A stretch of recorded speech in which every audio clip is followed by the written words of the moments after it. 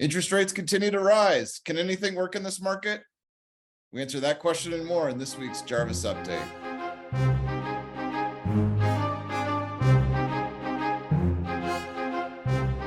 I'm your host, Brian Dress, Director of Research here at Left Brain, joined as always by our CEO and Chief Investment Officer, Noland Langford. Noland, welcome to the program. Thank you, Brian. Thanks, Noland. And it's been another tough week on Wall Street. And a lot of that poor market performance was centered around the Federal Reserve and the news this week. So we have two topics for you as we normally do. The first is asking the question and answering, how is the Fed impacting financial assets? And then the second is going to be a topic that we've covered for a number of weeks in a row, but we're going to keep hammering it home, and that's pivoting to the bond market. Before we get into the meat of the show, a few announcements for everyone. First of all, we produce this show for the everyday investor. And whether you have a 401k or an IRA, if you manage your own investments or you work with an advisor, we'd love to be helpful to you.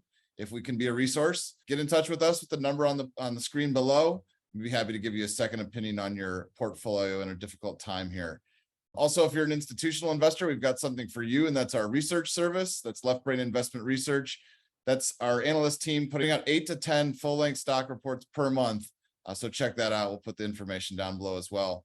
Either way, we'd love to have you sign up for a bi-weekly newsletter. We're off this week, but we've got plenty of other content out for you to your inbox every Saturday morning. So sign up at the link below, and we'd love to get you on the mailing list and get that out to you every week. And then, of course, we appreciate everyone that's taken the time to watch our videos. And we'd ask you to comment down below. We'd love to engage with any investment questions you may have. Like the video and share it with your network. That helps it get found by other like-minded investors. And the bell for notifications so you can find out when the next video comes out. All right, we'll jump right into the market recap. The three indexes that we follow, they were all down this week. First of all, the S&P was down 3.7%. The tech-heavy NASDAQ was down 4.2%. And then in a reversal of what we've seen over the last few weeks, the Russell was down itself 5.6%. So small caps brought up the rear this week. If you haven't heard, the Federal Reserve raised interest rates 0.75%. Once again, 75 basis points is what we call it around the office.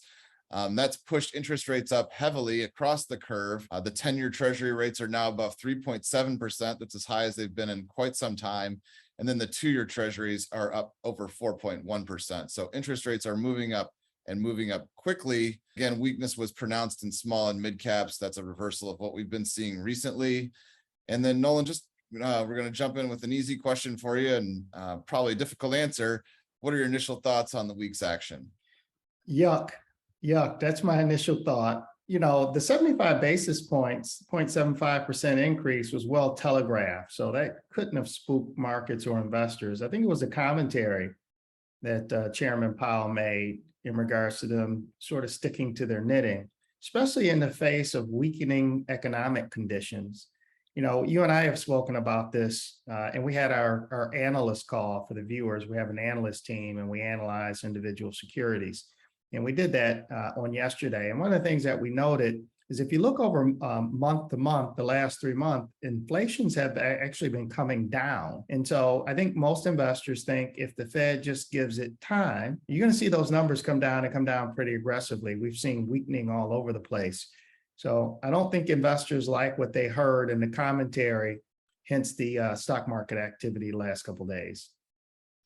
We don't like it. Jay Powell's not our favorite guy right now, Noland, but hopefully things will shake out soon. We'll jump right into our topics. So topic one, it's the impact of the Fed on financial assets. Unfortunately, interest rates seem to have a broad impact on almost everything in the financial world. Again, stocks across the board were weak, small caps, mid caps, large caps, mega caps. And as Noland mentioned, inflation does seem to be decelerating, but you wouldn't know it from the Fed's action and from the Fed's commentary. First question here under this topic, what is the impact of a hawkish Fed on markets of all types and sizes? So when we say the word hawkish, Fed is intent on bringing all financial assets down. When inflation gets out of hand, that means the government or the Federal Reserve no longer has control of economic conditions. And they want to regain control, hence why they're being so aggressive in bringing rates down. And they're very comfortable that if they can get inflation and keep it to that 2% range, they can sort of control economic conditions. The ways that you do that to tighten monetary conditions, you make it tougher for people to buy homes, and you make the value of financial assets decrease. You take liquidity out of the system, and that definitely cools things. Now, there's some knock-on effects that are not so pretty. And what the Fed has said, they're willing to deal with those in exchange for regaining control of the economy. Excellent. And it's definitely had a lot of impact on a number of different financial assets. And we've seen it in growth stocks. We've seen it in tech stocks, a lot of stocks that carry high multiples. Well, those multiples are falling because of the higher interest rates. So the Fed certainly has a huge impact on stocks like that and pretty much everything. Industrials we've also seen. But Noland, we try to be optimistic here. We're always looking for opportunities here at Left Brain. So I guess the first question I would have for you under that is, what areas may actually work despite the current environment? Yeah, so there's a few that we like. The one area, and again, we just got finished with second quarter earnings releases a few weeks ago. And when we went back and took a look at the transcripts, a few things stuck out. One area, you mentioned growth in tech, but cybersecurity. There's been a lot of areas where we've seen economic slowdown and companies are starting to report the macroeconomic environment is causing them to sort of guide down on their revenue and earnings numbers. And that's part of one of the reasons the market's been weak. It's kind of an earnings recession. We heard that late last week with Federal Express, which is just in a horribly bad earnings announcement that they made. And it's such a bellwether stock that it cast a pall over everything else. But in the cybersecurity space, you have not heard any slowdown at all. Instead, you've heard not only continued acceleration, but it's one of the parts of the enterprise where these chief security officers are getting expanded budgets, and the need for cybersecurity, whether it's bring your own devices or businesses going to the cloud, the attack services increasing.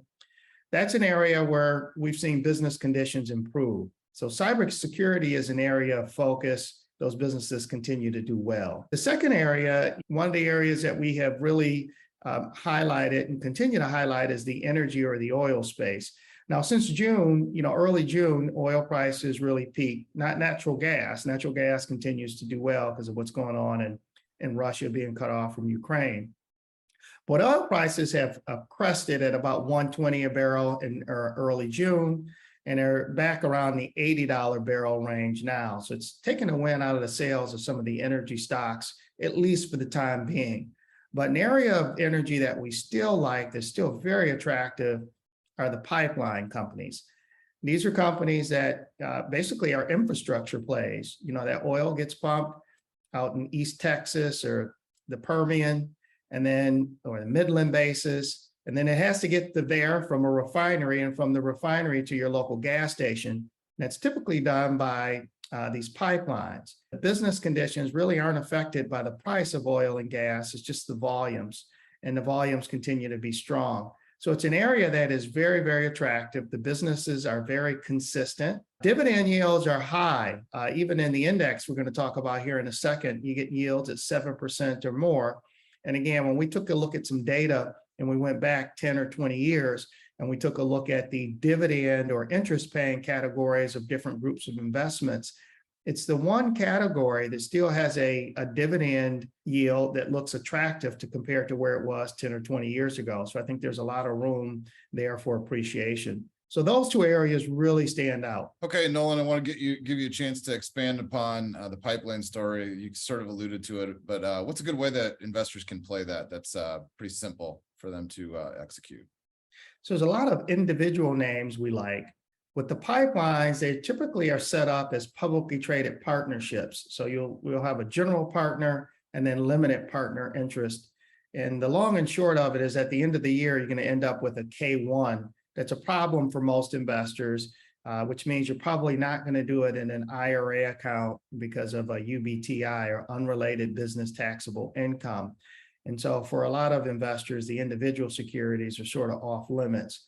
However, there is an ETF, AMLP is the ticker, where you can buy these securities in a basket. You don't have a problem there because it issues a 1099, not a K1, so you can buy it in a retirement account.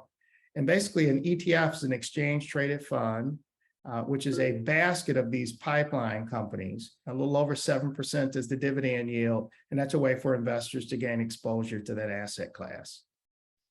All right, Noland, thank you for letting us know where things are actually working in the stock market. There's always something working, so we're always looking. With that, we'll move on to topic two. So topic two is our continued pivot to the bond market. Interest rates are changing the conditions in the bond market. We haven't seen interest rates as high as this for over a decade and bond prices as low as this for that long. So it's driving down the prices of bonds quite sharply. Nolan, just to open up our notebook here a little bit for folks, we had a bond database in our Jarvis system that was a little under 500 names just about 2 months ago, and now we're almost near to 900 bonds. So lots of opportunities seem to be developing in bonds. On a general basis, there was what was called the 60-40 portfolio. That was 60% allocated to stocks and 40% allocated to bonds. Well, with interest rates being so low over the last decade, that's gotten out of whack for investors. Lots of investors have much more in stocks and much less in bonds. We think there's maybe an opportunity to bring things back into balance for a lot of investors, regardless of your risk tolerance. How do we like owning bonds, Noland? Do we like individual bonds or do we like bond funds? Yeah, so let's start with the way that you'd have to be really careful about owning bonds, and that's in a bond mutual fund. And the reason is, as we've seen, it's a sort of a barbell reaction where interest rates go up, bond prices go down. And if you own them in a bond mutual fund, there is no natural maturity date. Bond mutual funds naturally are what we call a perpetuity, meaning that there's never really a maturity date because the bond manager is always going to be buying a new bond. And so when prices go down, there is really no natural catalyst to get the price to go back up. And what you really want when you buy bonds is you want to fix your maturity date. And you also want to fix your income stream. You get neither when you buy a bond mutual fund. So be very careful. I know a lot of investors will hear bonds, go to their 401k or their retirement account at work, and then check the box for bond fund. And that's really a tough way to go. We think the ideal way to play bonds is to actually fix it. We like a fixed maturity date. We like a fixed coupon. And even if you buy a bond and you bought a bond back in January, it's pretty universal. No matter which bond you have purchased, if you went to sell it today, you probably are going to be selling it at a lower price than you bought it in January. No need to fear. As long as you hold it to maturity, you're going to get your promised interest payment back as well as the principal, as long as the issuer doesn't default. That's what we mean by fixed return. So those are the type of bonds we're focused on now. We really like the idea of going out anywhere between 2 and 5 years, buying bonds with attractive coupon payments. Investors now can buy those bonds, most of them below the issue price. So that means your return is going to have two components. One is your current income from the coupon, and then the other one's going to be capital gain from the price you paid and the maturity value. Excellent, Nolan. In the last few weeks, we've covered why we like discount bonds. If you want to learn more, go ahead and watch a couple of our previous weekly update videos. You can learn a little bit more about the discount bond strategy, and we're going to be putting out more content like that in the future. Nolan, let's talk again. Let's bring it into the concrete, into the actual. What's a bond that we like that kind of fits the criteria you just described? One of the bonds we really love is by issuer. The corporate parent name is Signet, S-I-G-N-E-T, and a lot of viewers probably will not know the corporate parent name, but the individual businesses that they will. So Zales Jewelers, Kay's Jewelers, Jarrett Jewelers, those are the operating businesses of Signet. Really healthy company, really good earnings, really good cash flow. The stock itself pays a dividend. And I guess you could make a case for the stock. I know it's one of the businesses that you loved, Brian, going back to last year, but they just have one bond outstanding, which is a 4.7% coupon. It matures, I believe it's April of 2024. So it's about an 18-month maturity. And you can buy this bond now at about 95 cents on the dollar. The last we look is where it was trading. So what that means, for $10,000 worth of bonds, you can buy it for about $9,500. And if you take your coupon, plus the fact that the bond's going to go from $9,500 to $10,000, gives you a yield to maturity of about 7% for an 18-month issue. And we think that's very, very attractive, especially considering the fact that Signet has enough cash on their balance sheet to pay the bond in full. Thanks, Nolan. I think that's good. A good description and a good example of the type of strategies that we think make sense right now, which is looking for short-term bonds where you can get an outsized yield over and above what you can get in treasuries, park that money, and then hopefully markets will settle down by the time those bonds mature. We're putting together a list of bonds like this, trying to be able to build portfolios for folks who are in need of income or in need of capital preservation in their portfolios. If you are interested in either of those two goals, definitely reach out at the number below on the screen. Well, Noland, we're running out of time. Any thoughts as we leave the investors and bid them adieu till next week? Yes. So the one I would say is, I know this has been a really, really tough year in the markets. But it looks like inflation at this point, hopefully, is starting to crest. And things can change very quickly in markets. We're starting to get to the point where as soon as it looks like we get some inflation figures, it looks like we're coming to the end of inflation rising. Investors will turn their focus and take a look at companies that will do well looking out a year or two. So there should be some powerful rallies coming up, because it looks like we're probably getting closer to the end of interest rate increases. Even the Federal Reserve Board themselves, if you just take a look at what they're forecasting, they forecast more rate increases short term, but then real quickly they're forecasting they're going to have to turn around and start lowering rates. And so it's like you and I talked about, there are going to be some interesting opportunities, not only in the stock market, but the bond market, because if you can lock in yields, especially good coupons, for a decent amount of time and rates top out and start to go down, you'll have the ability to see capital gains, not only in stocks, but also in bonds.